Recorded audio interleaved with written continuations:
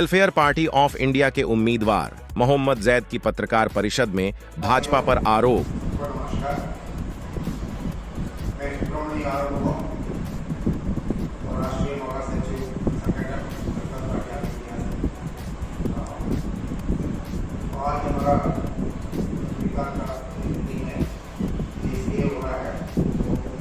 Party की तरफ से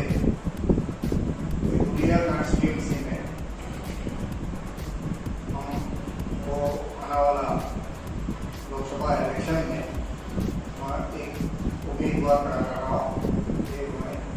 शेख मोहम्मद जैद साहब, कल उनका नॉमिनेशन दाखिल हो गया।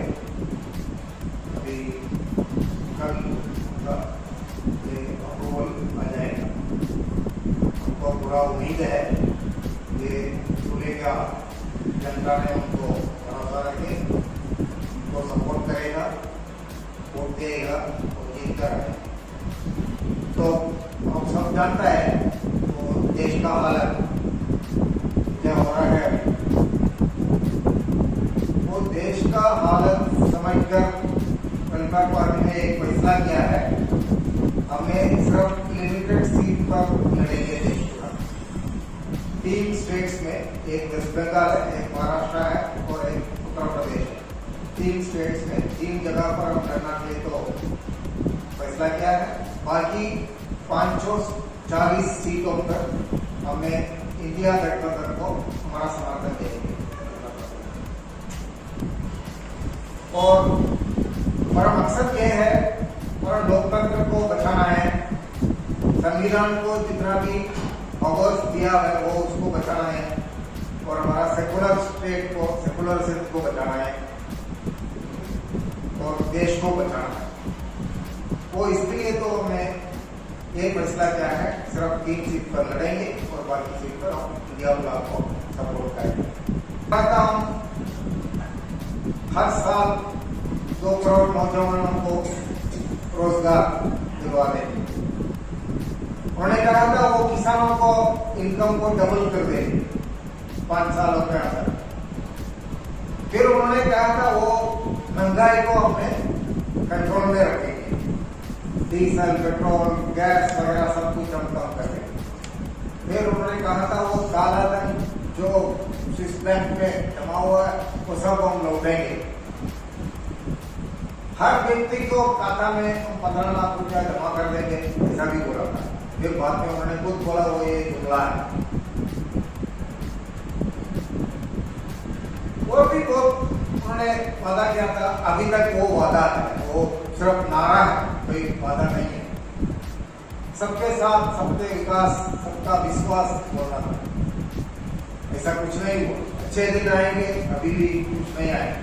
लोग पूछ रहे हैं हमको जो बुरा दिन था वो लौटने दीजिए, हमको अच्छा दिन का जरूरत नहीं।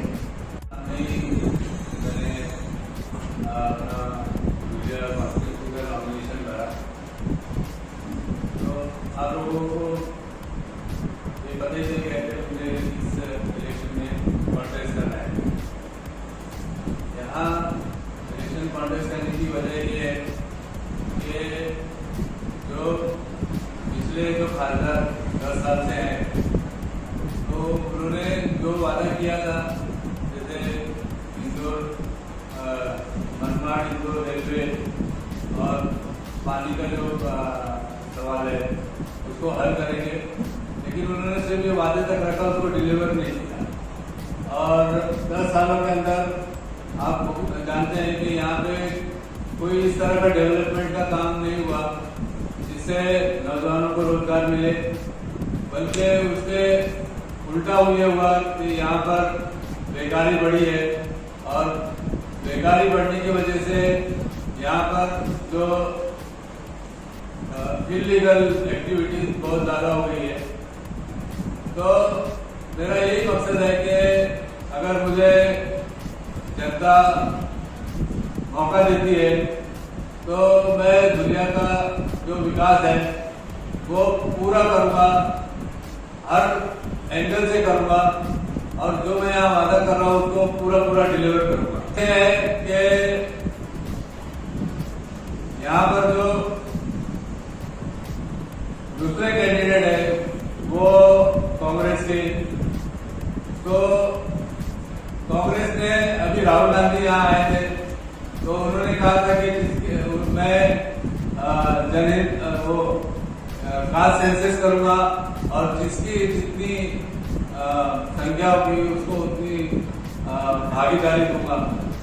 लेकिन उन्हीं के लिए महाविकास आघाड़ी ने इस महाराष्ट्र के अंदर 48 सीट के अंदर मुस्लिम की जो भागीदारी है वो 12% है, लेकिन महाविकास आघाड़ी ने एक सीट भी पूरे महाराष्ट्र में नहीं दिया।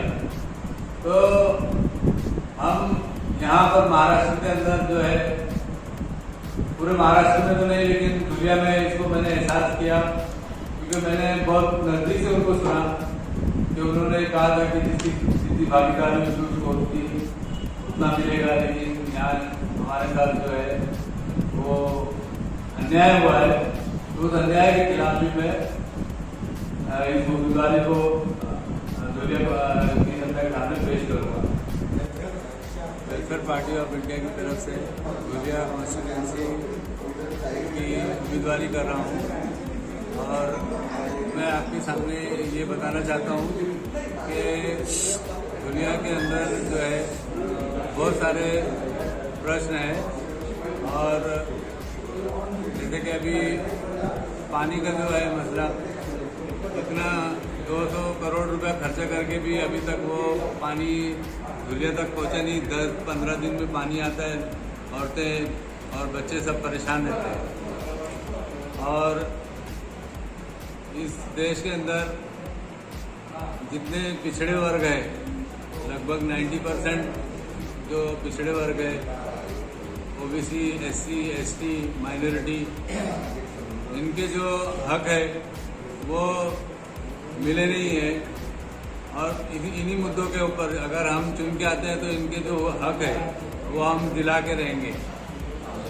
और धुलिया के अंदर जो विकास का काम बहुत ही धीमे तरीके से अगर चल रहा है और हो भी नहीं रहा है, जो वादे इन्होंने किए थे वो वादे पूरे उन्होंने किए नहीं। तो मैं अगर चुन कर आता हूँ तो मैं धुलिया का विकास 100% करूँगा और जो मैं बात कर रहा हूँ वो पूरा डिलीवर करूँगा।